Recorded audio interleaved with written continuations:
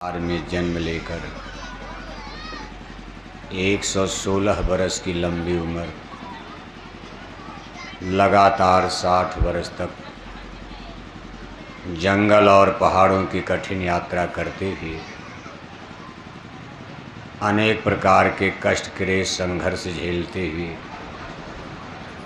अपनी आध्यात्मिक पाठशाला सत्संग में बैठाकर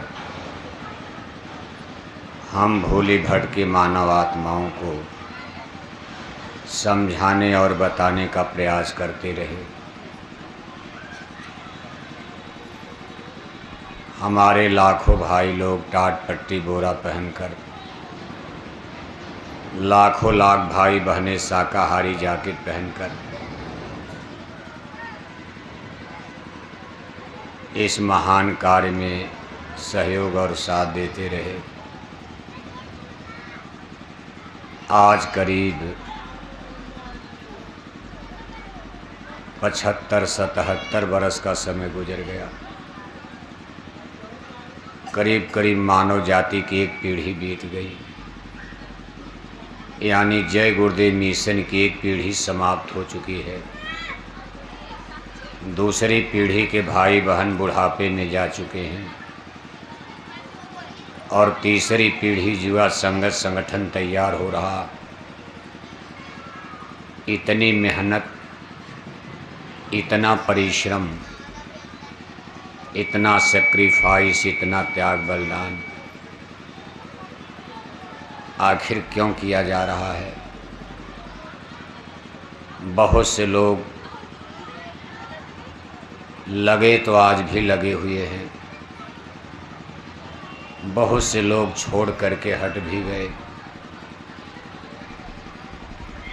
बहुत से लोग कभी लगते हैं फिर पीछे हो जाते, फिर लगते। ये संसार की परंपरा है। कोई भी रिवॉल्यूशन, कोई भी क्रांति, कोई भी संसार में जब महान कार्य होता है तो उसमें सब लोग एक सरीखे से काम नहीं करते हैं। आप स्कूल कॉलेज में भी देखते हो, शुरू में प्राइमरी क्लास में पढ़ने के लिए गांव के सभी बच्चे जाते हैं। जैसे जैसे शिक्षा और ज्ञान ऊंचा होता जाता, कठिन होने लगता, विद्यार्थियों की छटनी प्रारंभ हो जाती। किसी गांव के प्राइमरी स्कूल में अगर 100 बच्चे हैं, हाई स्कूल इंटर तक जाते जाते 50 हो जाते, डिग्री कॉलेज तक जाते जाते 20 हो जाते, डीलिट पीएचडी तक जाते जाते इकाई दहाई में हो जाते, आईएएस पीसीएस इंजीनियर डॉक्टर तक जाते जाते पूरा ब्लॉक, पूरा सेक्टर, कभी कभी पूरा जिला ही जीरो हो जाता। कोई कोई ज़िले में एक बच्चा भी कलेक्टर नहीं बन पाता। लेकिन प्राइमरी में आप देखते हो सब पढ़ते हैं। ऐसे ही शुरू की बात आप भूल जाओ। शुरुआती दौर में पीलीभीत में क्या हुआ? बहुत बड़ी भीड़ आई थी। गुरु महाराज ने जब पीलीभीत में अपने चरण रखे, बहुत बड़ी संख्या में लोग, छोटी मोटी जगहों में गुरु महाराज का सत्संग नहीं हो पाता था। 20,000, 25,000, 50,000 तक लोग आपके पीलीभीत में गुरु महाराज को सुनने के लिए, देखने के लिए उमड़ पड़ते थे। लेकिन धीरे धीरे धीरे धीरे जैसे जैसे समय बदलता गया, आज ये जय गुरुदेव मिशन का जो साइंस ऑफ सोल है, जिस विद्या और ज्ञान को पढ़ाने का गुरु महाराज ने प्रयास किया, और आज सन 2012 में उनके निज धाम जाने के बाद उनके वारिस यानी उत्तराधिकारी पूज्य महाराज जिस चीज़ को आगे बढ़ा रहे हैं, शुरू में और आज के समय में बहुत अंतर आ चुका। ये विद्या, ये ज्ञान और ये बोध अब बहुत ऊंचाई तक पहुंच चुका है। इसलिए स्वाभाविक है कि विद्यार्थी कम हो गए। तमाम लोग इसको छोड़ करके किनारे दाएं बाएं हो गए। लेकिन फिर भी आप देख रहे हो कि जो लोग मर रहे हैं, हमारे जिन सत्संगियों का शरीर छूट रहा है, सब लोग फिर मानव शरीर में जन्म ले रहे हैं। सत्संगियों के घर में ही उनका जन्म हो रहा है और वो जुआ संगत में धीरे धीरे देखो भर्ती हो रहे हैं। और यही जुआ संगत बहुत कुछ काम आपका करेगा आगे। इनमें बुराइयां कम होंगी, इनका मन हमसे आपसे ज़्यादा कुछ निर्मल होगा, पवित्र होगा, क्योंकि इनका दोबारा तिबारा जन्म हो रहा है। ये पूर्व जन्म में गुरु महाराज के नामदानी सत्संगियों के घर में जो बच्चे बच्चियां पैदा हो रहे, ज़्यादातर ये पिछले जन्म में गुरु महाराज के नामदानी थे। अब इस जन्म में पूज्य महाराज जी की शरण में जाएंगे, नामदान लेंगे। तब इन्होंने 5 नाम का सिमरन किया था। इस जन्म में इनको आसानी रहेगी, 1 नाम का सिमरन करेंगे। डॉक्टर कुछ भी दवा देकर आपको ठीक कर सकता, मास्टर जैसे चाहे आपको पढ़ा सकता, ज्ञान तो ही रहेगा, पढ़ाने के तरीके अलग अलग होते हैं।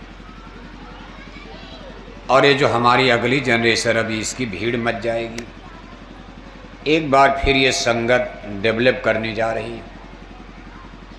पीलीभीत में फिर वही जलवा आपके सामने आने वाला कि छोटे मोटे मैदान सत्संग के लिए छोटे पड़ जाएंगे कुछ ही साल के बाद।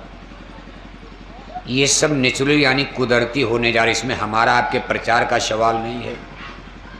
हम आप प्रचार करें न करें, हम आप रहें न रहें। गुरु महाराज ने कहा था बच्चा मेरा काम है, और गुरु महाराज ने कहा मेरा काम, ये काम नहीं इंसान का, ये काम है भगवान का। भगवान किसी के भरोसे कभी नहीं हो सकते। हाँ ये जरूर है, जो भगवान के काम में सहयोग करता उसको कितनी बड़ी मजदूरी मिलेगी, दया दुआ मिलेगी, बरकत मिलेगी। हमको आपको ये मान करके इस काम में लगे रहना है कि हम लोग भगवान के काम में लगे हैं। दुनिया का काम तो दुनिया कर ही रही, भगवान का काम करना इस जिंदगी का बहुत बड़ा, भाग्यशाली लोगों को ये चीज़ नसीब होती।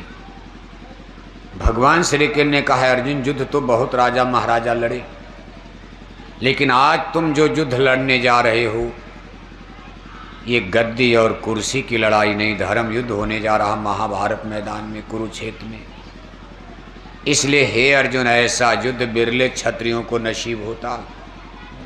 अगर तुम मर भी जाओगे दुनिया में तुम्हारा नाम अमर रहेगा। तुमको आने वाली पीढ़ियां जुग जुग तक, जब तक सूरज चंदा तारे रहेंगे, तुमको बराबर लोग याद रखेंगे कि धर्म की रक्षा के लिए अर्जुन ने अपने प्राणों की आहुति दे दिया। और मौत के बाद मैं तेरी आत्मा को दोजख से, नरकों से बचाऊंगा, अधोगति में जाने से। तुम्हारा किसी तरह से घाटा नहीं, क्योंकि भगवान के काम करने में हमारा आपका हर तरफ से लाभ ही लाभ, फायदा फायदा होता। इसलिए हम सभी सत्संगी भाई बहनों को ये मान करके इस मिशन में लगे रहना है कि ये काम नहीं इंसान का, ये काम है भगवान। बाकी ये कभी नहीं सोचना चाहिए हम नहीं रहेंगे तो काम नहीं होगा। हम रहें न रहें, भगवान का काम रुकने वाला है। वो तो किसी से, गुरु महाराज कहते थे मैं लकड़ी से करा लूँगा, गुरु महाराज कहते थे मैं पेड़ की पत्ती से करा लूँगा, गुरु महाराज कहा करते थे मैं अपना काम भूतों से करा लूँगा जब समय आएगा। तो हमको आपको कभी ऐसा अहंकार किसी भी प्रेमी भाई बहन को नहीं करना चाहिए कि हमारा रुपया पैसा, हमारी शक्ति नहीं लगेगा तो गुरु महाराज का काम अधूरा रह जाएगा। आप देखते चलो तमाशा होने वाला है। इसलिए प्रेमी भाई बहनों, हिम्मत और साहस विश्वास के साथ इस महान पुनीत पवित्र काम में अपना योगदान और सहयोग आपको देते रहना है।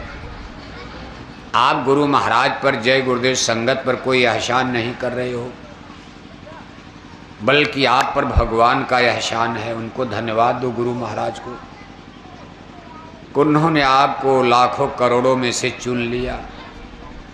आप जैसे कितने अच्छे अच्छे पढ़े लिखे धनी मानी पीलीभीत में होंगे, आपसे ज़्यादा पैसे वाले, ज़मीन वाले, बगीचा वाले, आपसे ज़्यादा रुपए पैसे खेती दुकान दफ्तर वाले,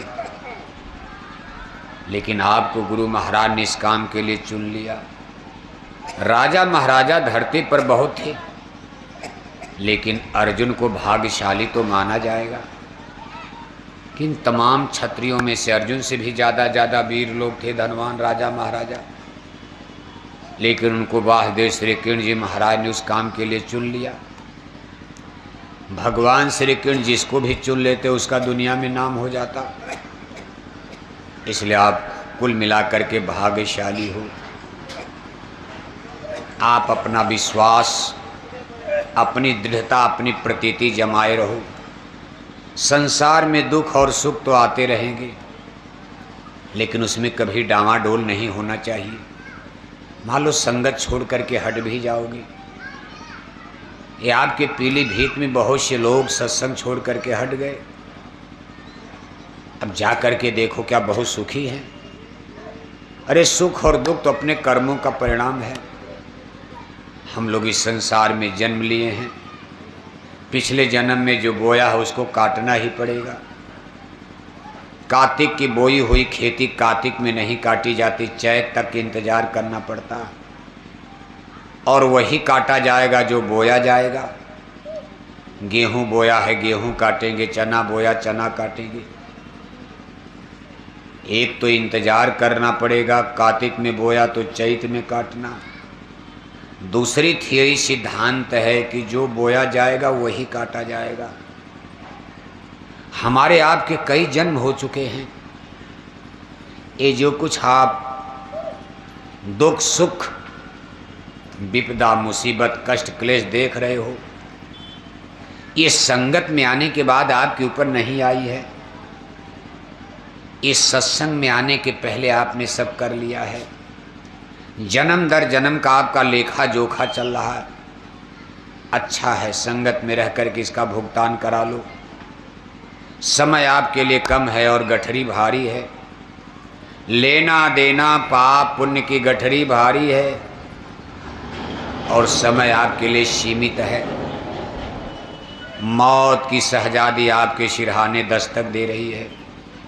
मौत आने के पहले अगर कर्मों का भुगतान नहीं हो पाया, फिर आपका जन्म हो जाएगा एक बार। लेकिन चूंकि नामदान ले लिए हो, इसलिए इतनी तो गारंटी है कि आपको नरकों में नहीं जाने दिया जाएगा। किसी भी नामदानी को नरकों में नहीं जाने दिया जाएगा। आपको गाय बैल कुत्ता बिल्ला में भी 84 में भी नहीं। मान लो किसी से बड़ी गलती हो गई, जैसे कभी कभी आप सोचते भाई बहुत से सत्संगी सत्संग छोड़ करके चले गए, कितने फिर मांस खाने लगे, कितने सत्संगी जा करके फिर शराब पीने लगे, गांजा पीने लगे, बिल्कुल दुनियादारों में मिल करके दुनियादार बन गए। ऐसे बहुत सत्संगी आपको पीलीभीत में भी मिलेंगे। भक्ति किया, सेवा किया, खूब प्रदर्शन किया, खूब गाना भी गाते थे, चाहे अग्नि में मुझे जलना पड़े, चाहे कांटों पर मुझे चलना पड़े, चाहे छोड़ के देश निकलना पड़े। गीत गाते थे, भक्ति करत छूटे मेरा प्राण, गुरु जी यही मांगू सदा। और इसी आश्रम पर आते थे तो आंखों से झरझर झरझर आंसू। वो जब गीत और गाना गाते थे आंखों से झरझर झरझर आंसू गिरता था। पूछा जाता था ये क्यों रो रहे हैं, तो लोग कहते थे कि बिल्कुल भल्ला साहब हो गए हैं। कहा ये क्यों रो रहे, कहा मीराबाई हो गई है।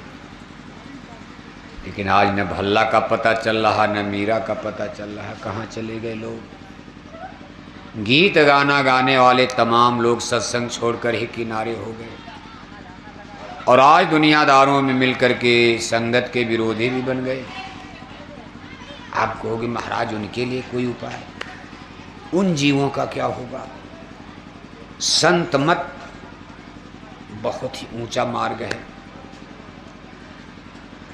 बड़े युग युगांतर के बाद तो संत गुरु मिलते, और अगर मिल गए एक बार तो जल्दी छोड़ते नहीं हैं। मान लो अगर जीव गलती भी कर गया नामदान के बाद, तो उसको लिए थोड़ा सा इंतजाम है। नरक में तो कतई नहीं जाना, नरकों का विधान तो बिल्कुल बंद कर, चाहे नामदान लेकर कितनों गलती करे, नरक में नहीं जाना। एक दुनियादार आदमी जिसको नामदान नहीं मिला, जिस गलती को करने के बाद वो नरक जाएगा, लेकिन एक नामदानी सत्संगी उससे भी बड़ी गलती कर दिया, लेकिन उसको नरक नहीं ले जाया जाता। ये कलयुग संतों का युग बताया गया है, बंटवारा हो चुका है। इसका डिवाइडेशन युगों का, सतयुग, त्रेता, द्वापर, ये 3 युग काल प्रभु के हवाले है। ये चौथा युग कलयुग संतों का युग है। एग्रीमेंट और समझौता पहले, जब जब कलयुग आएगा संत युग हो जाएगा। इन इसमें जीवों को अपने घर जाने का कुछ चांस, मौका मिलेगा।